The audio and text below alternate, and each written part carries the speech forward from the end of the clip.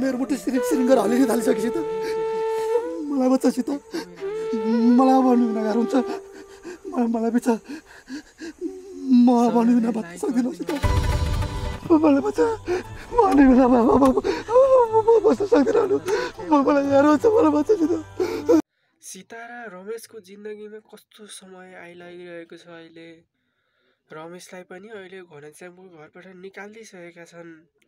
उता सीतालाई पनि घनश्यामले सीताको बुढालाई उचालेर भएको नभएको पुल सुनाइदिएर अहिले सीताको बुढाले पनि सीतालाई छोड्ने भनिसकेका छन्। दुईजनै दोधारमा छन् अनि त दुईजना एकअर्कासँग रुँदै बसिरहेका छन्। यो सिरियल हेर्दाखेरि त सबैको मनै छुन्छ होला।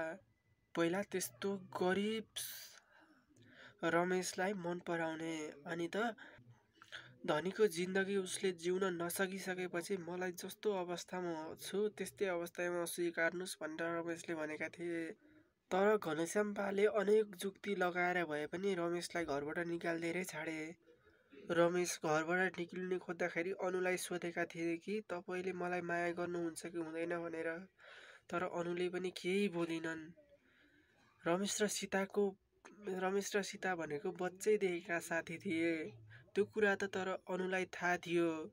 घनश्याम बाले अनेक पोल लगाएर रमेशलाई घरबाट निकालिदिइसकेपछि सीताको घर गएका थिए रमेश। अनि त मलाई अनु बिना जिउन सक्दिनँ भनेर रमेश पनि भक्कानिँदै रुन्छन्। के साथीहरू तपाईँहरूलाई के लाग्छ? के रमेश र अनुको फेरि पनि मिलन हुनुपर्छ भन्ने जति को हुनुहुन्छ कृपया कमेन्ट गरिदिनु होला है त।